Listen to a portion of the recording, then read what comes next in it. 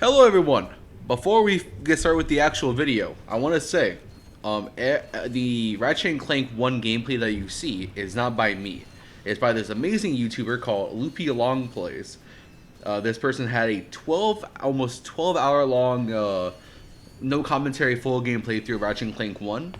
I'm using this because I do not have an emulator to play the first game on. So, I split up the video, the actual gameplay from this video, and I'm going to link his video below. It's a really good video.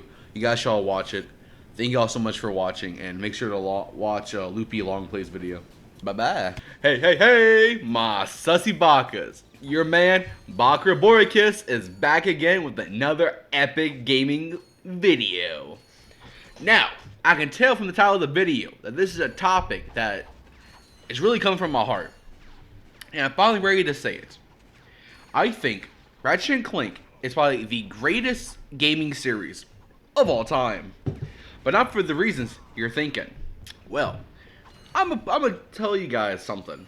I'm gonna bring you guys into a perspective of the early 2000s. Now you see, in the late 90s of 1990, the platforming genre was at its peak.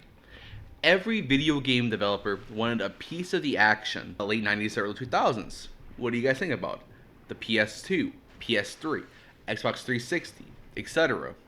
These were the platforms and the generation of consoles that had the most amount of creativity and the most amount of playability and experience with these game developers, and they wanted a piece of that action, and they were trying to make their game and their company the next great mascot of the genre, of the platforming genre, I would say.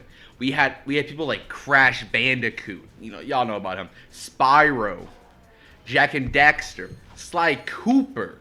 Like these were high tier game series and characters and companies behind these people. With the arrival of this game in 2002, it would help shape the future of third-person platformers and the future of your young BAKASS.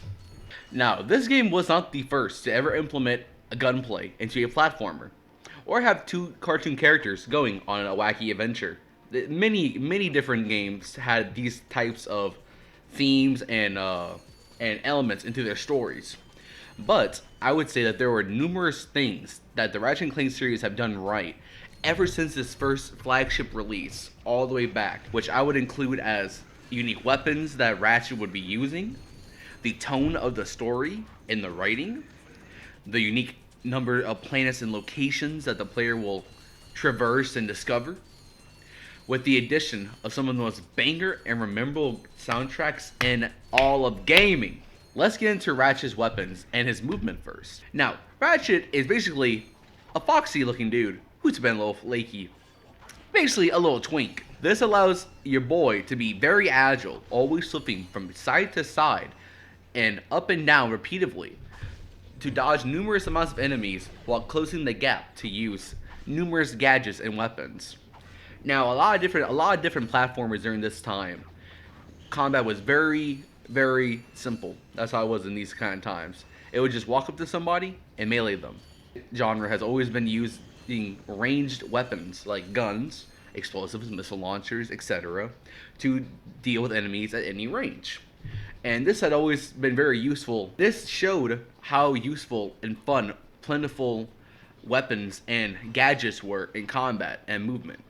And this style of it has always been very useful and stable during the series. There's very few instances in the entire series where Ratchet is. Now, back in the early 2000s, one of the biggest subcultures in the early 2000s was the main idea of coolness and being edgy and angsty. This came in many different ways that transcended into the gaming scene at the time. From the art styles that were quite angular to give it an edge, the lighting of many different locations, and even the writing and the story of all these games. Now, Ratchet in his first trilogy had a character arc. He was portrayed as a young man who did things on his own and was incredibly gifted in machines and had a stubborn attitude. This allows him to go head to head with his partner in the series, Clank, which is a reserved, calm, and introverted robot trying to figure out his place in the galaxy. The banter between these two and the actual conflict between these two personality types was always very fun to listen to.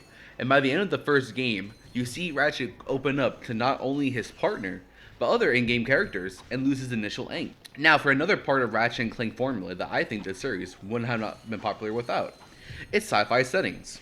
With not only the planets that Ratchet and company go to, but the absolute banger soundtrack that each and every location and planet ever had.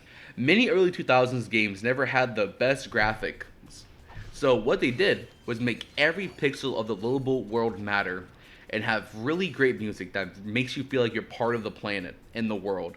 It's hard to quantify, but each and every song in the series follows this great musical direction and really helped elevate the series to widespread fame and success.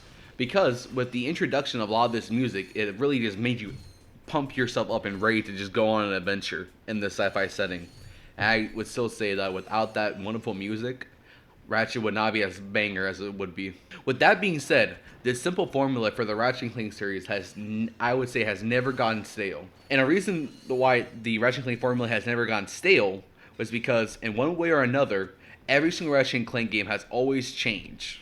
The series has never been very used to just sitting around with a single idea. Rather, the Ratchet and Clank series has always been used to changing a lot. Let it be gunplay, movement, story, hell, even genre and story types. This is in comparison to many other series during the time, like let's say Sonic or Mario, where a lot of times the fans hated the direction of each series.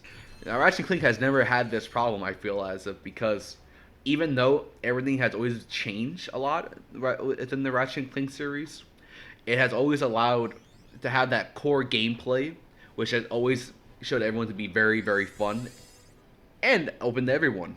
No matter what kind of change happens, I think each and every Ratchet and Clank game has a lot going for it and very few drawbacks. I would say even the worst Ratchet and Clank game has a lot going for it, which I think for a series that's almost 20 years old, that says a lot, because a lot of series during this span of time.